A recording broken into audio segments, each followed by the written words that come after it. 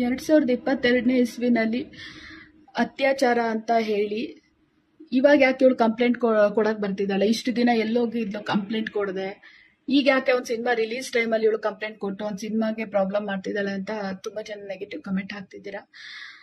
ಆಯ್ತು, 2022ನೇ ಇಸ್ವಿಯಿಂದ ನೀನ್ ಬೇಡ ಅನ್ನೋ ಮಾರ್ಚ್ 31ನೇ ತಾರೀಕು 2025ನೇ ಇಸ್ವಿವರೆಗೂ ಬಿಟ್ಟು ಹಾಕ್ಬಿಡೋಣ, ಆ ಕಡೆ ತೆಗೆದು ಇಟ್ಬಿಡೋಣ.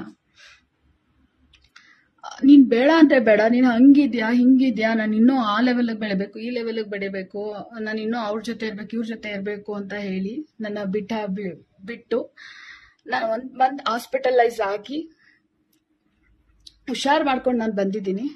ಅದಾದ್ಮೇಲೆ ಮೊನ್ನೆ ಆಚೆ ಮೊನ್ನೆ ಅಂದ್ರೆ ಈಗ ಶನಿವಾರ ಬಂತಲ್ಲ, ಈ ಶನಿವಾರ ಕಳೆದ ಶನಿವಾರ ಬೆಳಗಿನ ಜಾವ 12:15ಗೆ ಬಂದು ಬಲವಂತವಾಗಿ ಬಾಗ್ಲು ತಗ್ಸಿ ಹಿಂಸೆಯಿಂದ ಮೂಗ್ ಮುಚ್ಚಿ ಬಲವಂತವಾಗಿ ಎಣ್ಣೆ ಕುಡ್ಸಿ ಅವನು ಬೇಡ ಅಂತ ಬಿಟ್ಟು ಹೋಗಿ ಮತ್ತೆ ಬಂದು ನಂಗೆ ನನ್ನ ಮೇಲೆ ಲೈಂಗಿಕ ದೌರ್ಜನ್ಯ ಮಾಡಿದ್ರೆ ನಿಮ್ ಪ್ರಕಾರ ಅದು ಅತ್ಯಾಚಾರ ಅಲ್ಲ. ಆಯ್ತು, ಅತ್ಯಾಚಾರ ಬೇಡ, ಲೈಂಗಿಕ ದೌರ್ಜನ್ಯ ಮಾಡಿ ನನ್ನ ಖಾಸಗಿ ವಿಡಿಯೋ ಆ ಒಂದು ಟೈಮಲ್ಲಿ ಅವನ್ಗೇನ್ ಬೇಕೋ ಅದನ್ನ ಮಾಡಿ ಆಮೇಲೆ ಆ ಖಾಸಗಿ ವಿಡಿಯೋ ಮಾಡ್ಕೊಂಡು ಆ ವಿಕೃತಿ ಮೆರೆದ್ರು ಕೂಡ ಇಷ್ಟಾದ್ರೂ ಕೂಡ ನಾನು ಕಂಪ್ಲೇಂಟ್ ನಿಮ್ಗಳ ಪ್ರಕಾರ ಕೊಡಬಾರ್ದಾಗಿತ್ತು.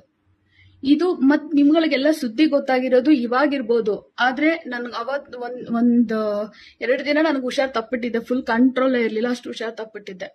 ಭಾನುವಾರ ಅವ್ರಿಗೆ ಮಧ್ಯಾಹ್ನ ಫೋನ್ ಮಾಡಿ ಹೇಳಿದೀನಿ, ನೀನ್ ಈ ತರ ಮಾಡಿರೋದಿಕ್ಕೆ, ನೀನ್ ಇಷ್ಟು ಹುಷಾರಿಲ್ಲ ಅಂತ ಒಂದು ಹ್ಯುಮ್ಯಾನಿಟಿನೂ ಇಲ್ದೇ ಇರೋದಿಕ್ಕೆ ಕಂಪ್ಲೇಂಟ್ ಕೊಡ್ತೀನಿ ಅಂತ ಅವನಿಗೆ ನಾನು ಪರ್ಟಿಕ್ಯುಲರ್ ಆಗಿ ಹೇಳಿದ್ದೀನಿ. ಅಷ್ಟು ಹೇಳಿಬಿಟ್ಟೇನೆ ನಾನು ಅವತ್ತಿಂದನೂ ಪ್ರೊಸೀಜರ್ ಇದೆ, ಡ್ರಾಫ್ಟ್ ಮಾಡಿ ಅದೆಲ್ಲ ಒಂದು ಪ್ರೊಸೀಜರ್ ಇತ್ತು, ಅದೆಲ್ಲ ಮಾಡಿ ಅವ್ರಿಗೆ ಕಂಪ್ಲೇಂಟ್ ಕೊಟ್ಟು ಮೊನ್ನೆಯಿಂದ ಪೊಲೀಸ್ ಸ್ಟೇಷನ್ ಅಲ್ಲೇ ಇದ್ದೀನಿ. ಅದೆಲ್ಲ ಆಗಿ ಮೊನ್ನೆಯಿಂದನೂ ನಾನು ಮೆಡಿಕಲ್ ಟೆಸ್ಟ್ ಅಲ್ಲಿ ಇದ್ದೀನಿ. ಅದ್ರ ಸುದ್ದಿ ಆಗಿರೋದು ಇವಾಗ, ನಿಮ್ಗೆ ವಿಷಯಗಳು ಗೊತ್ತಾಗ್ತಿರೋದು ಇವಾಗ. ನಾಳೆ ಸಿನಿಮಾ ಇದೆ, ಯಾಕೆ ಇವಳು ಈ ಟೈಮಲ್ಲಿ ಕಂಪ್ಲೇಂಟ್ ಕೊಟ್ಲು ಹಾಗೆ ಹೀಗೆ ಅಂತೆಲ್ಲ ನೀವು ಮಾತಾಡ್ತೀರಾ. ಈ ತರ ಆದ್ರೂ ಅವ್ನು ಆ ತರ ವಿಡಿಯೋ ಮಾಡ್ಕೊಂಡು ಹೋದ್ರು ಕೂಡ ನಾನು ಕಂಪ್ಲೇಂಟ್ ಕೊಡಬಾರ್ದಾಗಿತ್ತು ನಿಮ್ಗಳ ಪ್ರಕಾರ ಅಲ್ವಾ? ಅಂದ್ರೆ ಯಾರಾದ್ರೂ ಅತ್ಯಾಚಾರ ಆಗಿ ಸಾಯಿಸ್ಬಿಟ್ರೆ, ಅವ್ರನ್ನ ಕೊಲೆ ಮಾಡ್ಬಿಟ್ರೆ, ಅಥವಾ ಯಾರಾದ್ರೂ ಅತ್ಯಾಚಾರ ಆಗಿ ಸೂಸೈಡ್ ಮಾಡ್ಕೊಂಡ್ಬಿಟ್ರೆ ಮಾತ್ರ ನೀವುಗಳೆಲ್ಲರೂ ಜಸ್ಟಿಸ್ ಫಾರ್ ಸೋಕಾಲ್ಡ್ ಅಂತ ಅವ್ರ ಹೆಸರು ಹಾಕೋತೀರಾ.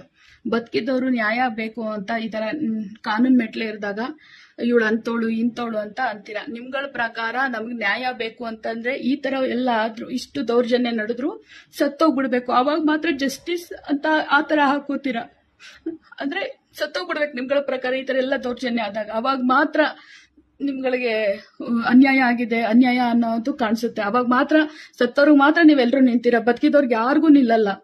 ಮತ್ತೆ ಇನ್ನೊಂದು ಕೆಲವ್ರು ಹೇಳ್ತಿದ್ದಾರೆ ಮೀಡಿಯಾದಲ್ಲಿ, ಯಾಕವಳು ಮಾಸ್ಕ್ ಹಾಕೋತಾಳೆ, ಇದು ಅಷ್ಟಿದ್ರೆ ಹಂಗೆ ಬರ್ಬೋದಲ್ಲ ಮೀಡಿಯಾ ಮುಂದೆ, ಹಂಗೆ ಕಾನೂನಿನ ಪ್ರಕಾರ ಅದು ಹಾಕೊಂಡ್ರೆ ನಾವು ಇಂಟರ್ವ್ಯೂ ಕೊಡ್ಬೇಕು, ಅದು ರೂಲ್ಸ್. ಅದಕ್ಕೂ ಮಾತಾಡ್ತೀರಾ.